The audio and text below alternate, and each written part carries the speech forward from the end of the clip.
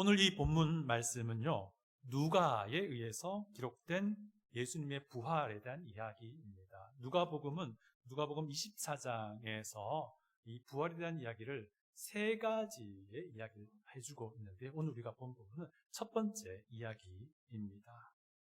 이 이야기가 무엇으로 시작합니까? 안식 후 첫날 새벽으로 이야기가 시작이 됩니다. 여러분, 안식 후 첫날이라 하면요, 지금의 일요일을 말합니다. 이날 예수님의 그 빈 무덤이 예수님을 따르던 사람들에 의해 발견된 것입니다. 그래서 초기 그리스도인들은요, 빈 무덤은 예수님이 살아나셨다라는 증거의 대명사가 됩니다. 그래서요, 그들이 이 빈 무덤을 발견했던 그날에 정기적으로 모여서 부활하신 예수님을 예배 드리기로 결정을 한 겁니다. 그래서 지금도 교회는 예수님이 부활하신 일요일을 주일이라고 부르고 그 주일 아침에 모여서 예배를 드리는 것입니다. 이게 무엇을 말합니까? 매 주일이 부활의 아침으로 해석된다라는 것입니다. 매 주일이 부활하신 예수님을 기억하는 날이다라는 것입니다. 그래서 오늘도 우리는 부활의 아침에 모여서 예배를 드리는 것이다 라는 것이죠. 제가 정말 중요한 질문을 드립니다. 잘 들으셔야 됩니다. 예수 그리스도께서 부활하신 것을 믿으십니까? 또 질문 드립니다. 그렇다면 죽은 자가 부활한다는 것도 믿으십니까? 진짜 중요한 질문입니다. 그렇다면 여러분은 부활할 것을 믿으십니까? 네, 맞습니다. 그리스도를 구주로 믿는 믿음을 가지고 있기 때문에 우리는 부활할 것을 믿습니다. 그리고 영광스러운 부활이, 영생의 부활이 우리를 기다리고 있다는 것을 믿는 것이죠.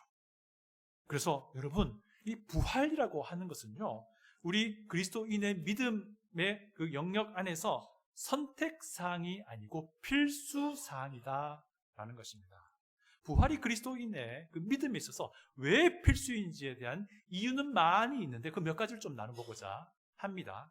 첫 번째, 부활이 우리 그리스도인의 그 필수적인 믿음이다라고 하는 것은요, 그리스도의 구원 사역의 두 축 중에 하나이기 때문입니다. 그리스도의 구원 사역의 한 축은요, 그분의 죽음입니다. 또 다른 축은 그분의 부활입니다. 여러분, 우리가 잘 압니다. 그리스도의 그 죽음은 죄인들을 대신하는 죽음이라고 우리가 알고 있습니다. 맞습니까? 죄인을 대신한 죄 없는 죽음이었다라고 우리는 믿습니다. 죄인을 대신한 죄와는 무관한 하나님의 생명이 드려진 죽음이었다라고 우리는 믿습니다. 그런데 만약에 부활이 없는 그리스도의 죽음이라고 한다면 그 그리스도의 죽음은 죄인을 대신한 죽음의 시도이긴 했을지 몰라도 그것은 한낱 인간의 죽음에 불과하게 되는 것입니다. 그런데 그리스도의 부활이 있었기 때문에 그리스도의 죽음이 죄인을 대신한 하나님의 죽음이 된다라는 것입니다. 그래서요, 로마서 4장 25절은 정말 놀라운 진리를 우리에게 알려줍니다. 예수는 우리의 범죄한 것 때문에 내줌이 되고 또한 우리를 의롭다 하시기 위하여 살아나셨느니라. 예수께서 우리의 범죄함 때문에 내줌이 되었다라는 것은 우리를 대신해서 우리가 받아야 할 죄의 값을 예수님이 대신 치르시고 그렇게 죽으셨다라는 것을 말합니다. 우리를 의롭다 하시기 위해 살아나셨다라고 하는 것은요, 예수님의 그 부활로서 죄인의 의로움이 보증된다라는 것을 의미합니다.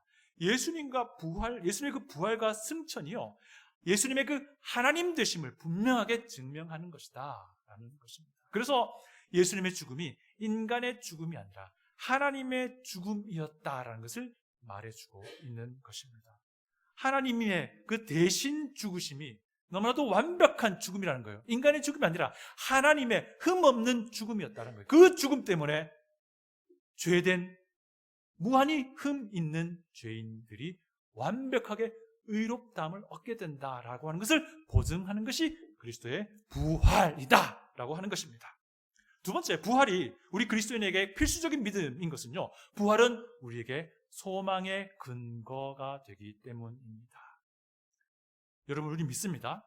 예수님이 부활하신 것과 똑같이 예수님 안에서 죽은 자, 아니 잠자는 자들도 부활한다는 것을 우리는 믿습니다. 고린도전서 15장 말씀은 죽은 자의 부활에 대한 기독신앙을 너무 잘 설명해 줍니다. 고린도전서 15장의 이 부활 교리에 따르면요, 예수님의 그 부활은 첫 번째 부활이었다라고 설명합니다. 그리고 이것을 첫 번째 열매였다라고 말합니다. 고린도전서 15장 20절입니다. 그러나 이제 그리스도께서 죽은 자 가운데서 다시 살아나 잠자는 자들의, 죽은 자가 아니고요, 잠자는 자들의 첫 열매가 되셨다. 그리고 그 첫 번째 열매의 뒤를 이어서 성도들도 부활하게 된다라고 고린도전서 15장 우리에게 말씀해 주고 있습니다. 예수님이 재림하시면 그리스도인들도 예수님이 부활하셨던 것 똑같은 그 몸을 입게 될 것이다 라고 말하고 있습니다. 고린도전서 15장 23절입니다. 그러나 각각 자기 차례대로 되리니 먼저는 첫 열매인 그리스도요, 그 다음에는 그가 강림하실 때에 그리스도께 속한 자요. 세 번째, 부활이 우리 그리스도인의 그 신앙의 필수인 것은요, 부활의 몸이 영원한 생명을 담을 수 있기 때문입니다. 현재 우리의 몸은요, 썩어 없어질 것입니다. 현재 우리의 몸은요, 현재의 한시적인 생명만을, 목숨만을 담을 뿐입니다. 그러나 부활하게 될 우리의 새로운 몸, 지금의 우리의 몸과는 완전히 다른 새로운 몸, 영원한 그 몸이 예수님이 우리에게 허락하시는 영원한 생명을 담을 수 있는 몸이 된다라는 것입니다. 예수님이 부활하셨던 그 신비한 몸, 그 몸이 영원한 생명을 담을 수 있다라는 것입니다. 네 번째, 부활이 그리스도인에게 필수적인 믿음인 것은요, 우리가 예수님의 부활에 연합되었기 때문입니다. 우리가 죄인임을 알고 예수님을 내 구주로 영접했을 때 우리는 하나님의 자녀가 되었습니다. 이렇게 우리가 구원받았습니다. 근데 그때 우리 안에서는요, 정말 엄청난 사건이 벌어졌습니다. 그것은요, 내가 구주로 믿은 그 예수님과 내가 하나가 되는 사건이 벌어졌다는 거예요. 이것을 성경은 성령 침례라는 것으로 설명을 합니다. 성령 침례는요, 죄인이 예수님을 믿을 때에, 그때 그 영 안에서, 그 내면 안에서, 그 마음 안에서 벌어진 매우 신비로운 영적인 사건을 말합니다. 여러분 이미 알다시피 침례, 베프티즘이라는 것은 연합의 의미를 가지고 있습니다. 그래서 성령 침례를 로마서 6장이 이렇게 설명합니다. 로마서 6장 3절부터 5절입니다. 무릇 그리스도 예수와 합하여 침례를 받은 우리는 그의 죽으심과 합하여 침례를 받은 줄을 알지 못하느냐. 그러므로 우리가 그의 죽으심과 합하여 침례를 받음으로 그와 함께 장사되었나니 이는 아버지의 영광으로 말미암아 그리스도를 죽은 자 가운데서 살리심과 같이 우리로 또한 새 생명 가운데 행하게 하려 함이라. 새 생명으로 예수님과 함께 부활하였다라는 것입니다. 만일 우리가 그의 죽으심과 같은 모양으로 연합한 자가 되었으면 또한 그의 부활과 같은 모양으로 연합한 자도 되리라. 우리가 구원받았을 때요, 우리는 예수님과 연합하여 한 몸이 되었다라는 거예요. 우리가 예수님과 한 몸이 되어서 특별히 예수님과 함께 그 십자가에 매달려 죽었다는 거예요. 특별히 예수님과 함께 부활했다는 겁니다. 우리가 예수님과 함께 부활했다라고 하는 것은요, 이제 새로운 생명으로 다시 시작한다라는 것입니다. 그리고 이 말은 동시에 우리의 몸도 주님이 재림하실 때에 부활하게 될 것이다. 영생으로 부활하게 될 것이다. 영생을 담을 수 있는 부활의 몸을 입을 것이다 라는 것을 보증하는 것입니다. 이외에도 부활이 우리 믿음의 핵심인 것은 굉장히 많은 이유가 있지만 그 이유를 일일이 다 우리가 반드시 기억해야 될 건 아닙니다. 중요한 것은 바로 이거예요. 이 부활을 믿느냐 하는 거예요. 이 부활을 믿느냐 하는 겁니다. 예수님의 그 부활과 승천이 나의 구원을 보증해 주는 것임을 확실히 믿느냐 하는 것입니다. 예수님의 부활이 나를 구원하셨다는 것을 믿느냐 하는 것입니다. 그리스도의 부활이 나에게 부활의 소망을 주고 있느냐 라고 하는 것입니다. 지금 이 질문에 아멘이라고 대답하신다. 여러분의 삶은요, 부활을 믿기 전, 부활의 주님을 믿기 전과는 완전히 다른 삶을 살아가고 있는 것입니다. 부활신앙은요, 구원의 확증이며 우리를 의롭다 하시는 하나님의 그 근거가 되는 것이고요, 우리에게 있는 소망의 이유가 되기 때문입니다. 여러분의 삶은 실제로 어떻습니까? 여러분의 삶은 이 부활의 주님을 믿는 그런 삶의 모습을 드러내고 있습니까? 이 질문에 정말 우리는 정직하게 우리 자신을 돌아보며 대답해야 됩니다. 부활은 이렇듯 우리 신앙의 핵심이었기 때문에요, 초대교회, 이 신약 성경이 기록될 그 당시에 그 교회들에 속한 그리스도인 우리 믿음의 선배들은요, 이 주님의 부활을 매우 소중히 여겼습니다. 그래서 매주일 아침 모여서 예수님의 부활의 날을 기억하고자 했던 거예요. 그래서 때로는 이 부활신앙에 대한 그런 강력한 공격이나 반대가 일어날 때, 때로는 자신감 있게, 때로는 아주 정교하게 이 부활의 신앙을 변증하기도 했습니다. 너무 중요하니까요. 그 결과가 바로 우리 성경의 신약 성경이에요. 오늘은요, 신약 성경 중에도 복음서 중에도 누가복음을 중심으로 누가가 설명하는 예수님의 부활에 대해서 살펴보고자 합니다. 마태, 마가, 누가, 요한복음, 우리 4복음서라고 말하잖아요. 이 4개의 복음서 공이 다 예수님의 부활에 대해서 설명하고 또한 아주 강하게 증명하기도 합니다. 그리고 각자의 복음서만의 관점으로 이 부활 사건을 묘사하기도 하는데요, 그럼에도 불구하고 이 4개의 복음서가 말하는 예수님의 부활 이야기는 몇 가지 공통점이 있습니다. 무슨 공통점이 있냐면요, 첫 번째는 전부 다 빈 무덤에 대해서 이야기합니다. 무덤이 비었더라 라고 하면서 이야기한다는 거예요. 두 번째는요, 천사가 예수님이 부활했다라고 설명해 준다라는 것입니다. 세 번째는 여인들이 이 부활에 대한 첫 번째 증인들이 된다라는 거예요. 네 번째는 이 부활에 대한 소식, 빈 무덤에 대한 소식을 여인들에게 들었던 그 11 제자들은 처음에는 전부 다 이 부활을 불신한다는 사실이에요. 복음서는요, 이 예수님이 부활하는 장면을 굉장히 드라마틱하게 구체적으로 설명 안 합니다. 안 해요. 그저 빈 무덤이었다라고 이야기합니다. 예수님의 시신이 안치되었던 이 동굴 무덤이 빈 채로 발견되었다라고 설명을 해요. 그래서 이 빈 무덤이라는 소식은요, 예수님을 따르던 이들에게도 굉장히 충격이었고, 또 반대에 있었던 예수님을 십자가에 못 박혀 죽이려고 했던 유대의 종교 지도자들에게도 굉장히 충격이었습니다. 빈 무덤을 맨 처음 발견한 여인들, 그들의 반응도 마찬가지였어요. 굉장히 근심했고 또한 두려워하기도 했습니다. 2절부터 4절을 보면 이런 말씀이 있습니다. 돌이 무덤에서 굴려 옮겨진 것을 보고 들어가니, 여인들이 들어간 겁니다. 주 예수의 시체가 보이지 아니하더라. 이로 인하여 근심할 때에 문득 찬란한 옷을 입은 두 사람이 곁에 섰는지라. 그 당시 장례 문화에 따라서 여인들이요, 정말 주님을 사랑했기 때문에 이 주님의 시신에 향료를 더 바르려고 그 무덤을 아침 일찍 찾아간 거예요. 그런데 그 무덤 문을 막고 있던 납작하고 큰 원형의 돌이 옆으로 치워져 있는 겁니다. 뭔가 싶어서 무덤 안을 들여다봤더니 주님의 시신이 보이지 않는 겁니다.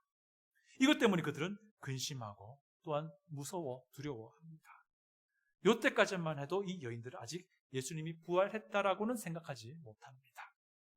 그때 우리 본문 말씀이 말하는 바에 따르면 6절 보니까 빛나는 옷을 입은 두 사람, 나중에 그들이 천사라고 밝혀지는데요. 천사들이 여인들에게 예수님이 부활했다라고 말씀해 줍니다.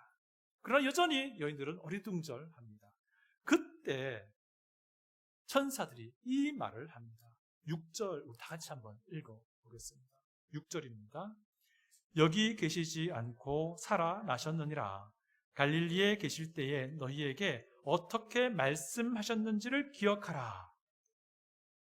어떻게 말씀하셨는지를 기억하라 라는 말을 해줍니다.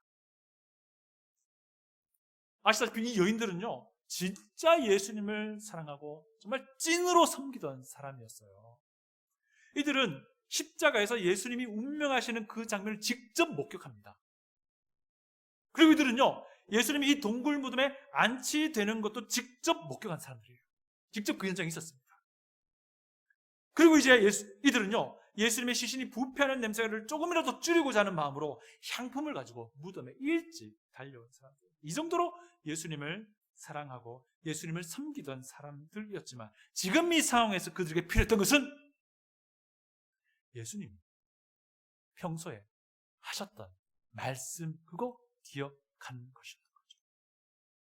예수님 평소에 자신의 죽음에 대해서, 자신의 부활에 대해서 말씀하신 것을 기억할 수만 있다면 지금 이 상황을 그들은 충분히 이해하고도 남았을 텐데 그렇지 못했던 것이죠. 그래서 천사들도 친절하게 그들이 기억했으면 하는 것을 말해줍니다. 7절을 보면 이런 말씀이 있습니다. 7절 우리 다 같이 한번 읽어봅니다. 이르시기를 인자가 죄인의 손에 넘겨져 십자가에 못 박히고 제3일에 다시 살아나야 하리라 하셨느니라 한데, 이 천사의 이 말을 딱 듣고 나니까 이제 여인들이 갑자기 그렇지, 우리 예수님이 이 말씀하셨지 생각이 된 겁니다. 기억된 겁니다. 그때 그들의 두려움과 근심은 사라지고요, 이제 그들은 용감하게 11사도에게 뛰어갑니다. 그리고 그들에게 예수님의 부활하셨음을, 그리고 이곳에서 일어났던 모든 일들을 알려주게 됩니다. 여러분, 여인들은요, 이들이 예수님을 생각하는 그 마음은 정말 본이 됩니다. 여인들이 마지막까지 예수님을 섬기고자 그 마음은 정말 아름답습니다. 그러나 그들에게 진짜 더 필요했던 것은 예수님이 하신 말씀이었다라는 것입니다. 예수님이 부활하실 것이라고 하는 그 말씀이었다는 것입니다. 여러분, 이것이 신앙의 원리입니다. 우리가 진짜 견고한 믿음의 사람 되고자 한다면요, 하나님의 무슨 말씀을 우리에게 하셨는지, 예수님 무슨 말씀하시는지 이것을 가까이 해야 한다는 것입니다. 이 기록된 말씀을 내 가까이 할 때에 우리의 신앙은 점점점 견고해지고 단단해지며 성숙해진다라는 것입니다. 한편 빈 무덤 소식은요, 예수님을 십자가에 못 박아 죽이려 했던 그 제사장들과 바리새인들을 비롯한 유대 종교 지도자들에게도 굉장히 충격으로 다가갑니다. 돌문이 열리고 시신이 갑자기 사라지는 상황을 경험했던 경비병들이 있었는데 그들은 혼비백산하고 제사장들을 달려갑니다. 이 일은 여인들이 무덤에 도착하기 직전에 있었던 일입니다. 마태복음 20장을 보니까요, 예수님이 십자가에 처형당하고 나서 제사장들이 걱정합니다. 왜냐하면 그 예수의 제자들이 예수님의 시신을 훔쳐가지고 예수님 부활했다라는 그런 말을 할까봐 굉장히 두려워합니다. 그래서 결국 유대 지도자들은요, 경비병들을 무덤에 세운 거예요. 마태복음 28장 보니까요, 이 경비병들이 제사장들에게 와서 하는 말이 무엇이냐면 시신이 정말 놀랍게 사라졌습니다. 그러나 제자들이 훔쳐간 건 아닙니다 라고 말하니까 이 유대 지도자들이 그들을 돈을 주고 매수합니다. 그리고 이렇게 소문을 내라 합니다. 자기네들이 잠깐 조는 사이에 예수의 제자들이 와서 시신 훔쳐갔다라고 소문을 내라고 하는 거예요. 이것이 예수님의 부활을 부정하는 맨 처음 그런 공격이었던 것입니다. 한편 여인들의 이 첫 번째 증언을 들었던 제자들은요, 2명을 제외하고는요, 주님의 부활을 아주 강하게 거부합니다. 물론 그 2명도 그리 강하게 믿지는 않았어요. 그 두 사람은 베드로와 요한이었습니다. 그들은 그나마 확인하려고 무덤으로 가긴 갔습니다. 누가복음 베드로만 언급하지만 요한복음 보니까 베드로와 요한임을 우리에게 알려줍니다. 자, 그렇다면 왜 다른 제자들은 불신하고 강하게 이 두 사람은 그나마 확인하려고 했을까요? 오늘 누가복음 24장 1절부터 12절에서 강조하는 바가 기억하라라고 하는 것이었어요. 예수님이 무엇을 평소에 말씀했는지 기억해보라라는 것이었습니다. 천사들이 이렇게 말하죠. 여인들에게 예수님이 이전에 갈릴리에서 무엇을 말했는지 기억해보라라고 말합니다. 그리고 그들은 친절하게 무엇을 기억해야 할지도 알려줍니다. 그리고 그 말을 들은 여인들은요, 예수님의 그 말씀을 기억했다라고 본문이 분명하게 월딩을 해주고 있습니다. 6절부터 9절 제가 읽어드릴게요. 여기 계시지 않고 살아나셨느니라. 갈릴리에 계실 때에 너희에게 어떻게 말씀하셨는지를 기억하라. 이르시기를 인자가 죄인의 손에 넘겨져 십자가에 못 박히고 제3일에 다시 살아나야 하리라 하셨느니라 한데 그들이 예수의 말씀을 기억하고 무덤에서 돌아가 이 모든 것을 11사도와 다른 모든 이에게 알리니 베드로와 요한은요, 여인이 전해주는 그 말 속에서 빈 무덤이었다는 것도 들었고 천사들이 우리에게 알려줬다는 것도 들었고 다 들었지만 이 요한과 베드로에게만큼은 예수님이 생전에 자신이 넘겨져서 죽었다가 3일 만에 살아나야 한다라는 그 말이 그들한테 클릭이 된 겁니다. 그래서 그들은 확인하기 위해 달려갔던 것입니다. 자, 어쨌든 제자들은요, 처음에 예수님의 부활을 불신하는 것으로 계속 묘사가 돼요. 마태복음이든 누가복음이든 요한복음이든 마가복음이든요. 우리가 이 부분 읽을 때 참 한심해 보이잖아요. 한심해 보이잖아요. 어떻게 이렇게 불신할 수 있을까 싶은데요. 여러분 그거 아십니까? 이것이요, 오히려 예수님의 부활을 변증하는 것이 돼요. 무슨 말인지 잘 이해가 안 되시죠? 이 부활을 불신하던 제자였더라면 예수님의 시신을 훔칠 이유가 하나도 없는 거예요. 제자들이 예수님의 시신을 훔쳐갔다는 소문이 거짓말이었다라는 것을 아주 정교하게 지금 이 누가복음 통해서 누가가 반박하고 있는 거예요. 한편 성경은요, 여인들이 부활의 첫 번째 증거자, 증인이라고 소개합니다. 근데 이것도 좀 사실 좀 의아합니다. 왜냐하면요, 그 당시 관습상 법정에서 여인들의 증언은요, 신뢰성을 낮게 보았다고요. 지금이 아니고 그때 그랬다는 거예요. 오해하지 마십시오. 예. 만약에 이 누가라는 사람이 누가복음을 통해서 이 성경을 통해서 예수님의 부활이 거짓으로 꾸며진 것이다 라고 하는 것을 알리고 싶었더라면 여성을 첫 번째 증인으로 세우지 않을 겁니다. 그렇게 거짓말로 꾸밀 것이었다고 한다면 여성이 아니라 좀 유력한 남성들을 증인으로 세웠을 거라는 거죠. 왜? 그렇게 하는 편이 예수의 부활을 거짓으로 꾸며내기에 더 적합하기 때문인 거예요. 심지어 여인들 중에서 막달라 마리아, 이 여인이 그 여인들 중에서 그나마 제일 유력한 증인으로 마태, 마가, 누가, 요한복음이 소개를 하는데요. 이 사람이 어떤 사람입니까? 예전에 7 마귀에 사로잡혔던 전력이 있는 사람이에요. 물론 예수님께서 그를 치유해 주셨지만, 그러나 그 당시 사람의 기억을 통해서 볼 때 이 막달라 마리아라는 여인은 미친 사람이었던 것이죠. 그럼에도 불구하고 성경은요, 막달라 마리아를 유력한 증인으로 세우고 있다는 겁니다. 그 이유가 무엇이겠습니까? 부활 그 자체가 부정할 수 없는 사실이었다는 겁니다. 근거 있는 자신감이었기에 이렇게 소개하고 있다라는 것입니다. 지금까지 우리가 누가의 부활 이야기를 짧게 살펴보았는데요. 여러분, 누가의 부활 이야기 우리 첫 번째 토막을 봤어요. 24장 이후에 쭉 나오면 두 번째, 세 번째 이야기가 나오는데요. 그 이야기에도 하나같이 제자들이 계속 불신하는 모습을 묘사합니다. 합니다.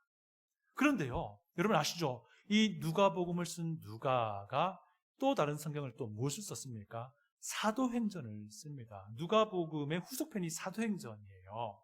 자, 그런데 이 사도행전에 소개된 예수님의 이 제자들은 전혀 다른 사람이 되어 있습니다. 부활하신 예수님과 그들은 50일 가까이를 지냅니다. 그리고는 그들은 예수님의 부활을 확고히 믿게 됩니다. 그리고 예수님이 승천하신 뒤에 그들은요, 이전과 전혀 다른 사람이 되어 있습니다. 그들은 담대하게 부활하신 예수님을 증거하기 시작합니다. 그들은 그 어떤 박해와 어떤 위협과 어떤 위험에도 불구하고 그들의 부활 신앙이 그들에게 주는 평안함을 잃지 않습니다. 부활하신 예수님으로 이미 충분한 사람이 되어 있는 것이죠. 예수님이 체포될 때에 무서워서 뿔뿔이 흩어졌던 옛날의 그런 모습 온데간데 없습니다. 물론 베드로와 요한은 그나마 재판장까지 따라가긴 했습니다. 무서워서 십자가 처형 장소에 전혀 나타나지 않았던 그 옛날의 모습 온데간데 없습니다. 물론 요한은 그나마 그 십자가 처형 장소에 있긴 했습니다. 여인들이 전해주는 그 빈 무덤 소식을 쓸데없는 소리라고 여겼던 그 옛날의 모습은 온데간데 없어집니다. 물론 베드로와 요한은 그나마 확인하러 달려가긴 했습니다. 사랑하는 성도 여러분, 예수 그리스도의 부활을 믿으십니까? 여러분이 부활할 것을, 여러분이 영생으로 부활할 것을 믿습니까? 그렇다면요, 이 부활을 믿는 이 신앙이 내 삶에 지금 어떤 영향력을 미치고 있느냐, 여기가 지금 중요한 대목인 겁니다. 여러분, 부활의 주님이시라면요, 우리의 모든 것이 충분한 거예요. 부활의 주님을 부활할 몸으로 만나서 영혼을 보내겠다라는 것, 이것을 기쁨으로 기대하고 소망한다면 이것으로 충분한 겁니다. 무엇이 두렵습니까? 무엇이 두렵습니까? 무엇이 근심이 됩니까? 이 부활의 소망이 나를 기쁘게 한다. 무엇이 염려가 됩니까? 부활의 소망이 나에게 무한한 평안을 주고 있는다. 무엇이 도대체 여러분을 근심하게 만드냐는 겁니다. 부활의 신앙이 나를 가득 채우고 있는데, 어떤 목사님이요, 나이 많은 아주 가난한 할머니 집을 신방을 했다고 합니다. 쭉 집안을 돌아보니까 군데군데 벽지가 찢어져 있습니다. 그 찢어진 자국을 다른 신문지나 다른 종이로 탁탁 막아 붙여 땜빵을 해놓고 있습니다. 그런데 이 목사님이 한 조그만 종이에 시선이 갔습니다. 깜짝 놀랍니다. 그래서 할머니 도대체 이게 뭐예요? 그러고 어때? 할머니가 이런 말을 합니다. 1년 전에 우리 이웃집에 한 나이 많은 늙은 할아버지가 있었는데 아무도 돌봐주지 않더라. 그래서 자기가 돌봐줬대요. 지나가면서 음식도 주기도 하고. 근데 그 할아버지가 결국 죽게 되었답니다. 근데 죽기 전에 그 되게 귀중한 거니까 선물로 줍니다라고 주셨대요. 근데 이 할머니가 글을 모르는 거예요. 그래서 이거를 보기에 뭔지도 모르겠지만은 자기가 보기엔 소중하지도 않은 것 같은데, 어쨌든 그 할아버지가 소중하다 했으니 버리긴 아깝고 해서, 버리긴 뭐하고 해서 그 땜빵하고 붙여놓은 거예요. 그 목사님이 할머니에게, 할머니 이거 수표예요. 저 옆에 높은 아파트 있죠? 저 한 채 살 수 있는 수표예요 라고 했대요. 그 할머니가 갑자기 막 슬퍼지면서 울더래요. 아이고, 내가 그것도 모르고 지난 1년 동안 난방비 아끼느라고 춥게 지냈는데, 지난 1년 동안 먹을 거 아끼려고 그렇게 배고프게 지냈는데 막 울더래요. 여러분, 우리의 부활 신앙은요, 땜빵 벽지로 발라놓는 게 아니라는 겁니다. 우리의 부활 신앙은요, 우리의 삶을 부활하신 예수님으로 충분히 만족하게 하시는 그 누구도 막을 수 없는 강력한 능력임을 우리의 삶 속에서 실제로 경험하며 살아가게 하는 것입니다. 우리 부활신앙을 땜빵 벽지로 만들지 말자는 거예요. 그 부활신앙을요, 내 마음속에 새기고 내 삶은 곳곳에 스며들게 해서 지금 그 부활하신 예수님으로 충분한 그런 삶을 살아가는 우리 모두가 될 수 있기를 축복합니다. 다 같이 기도합니다.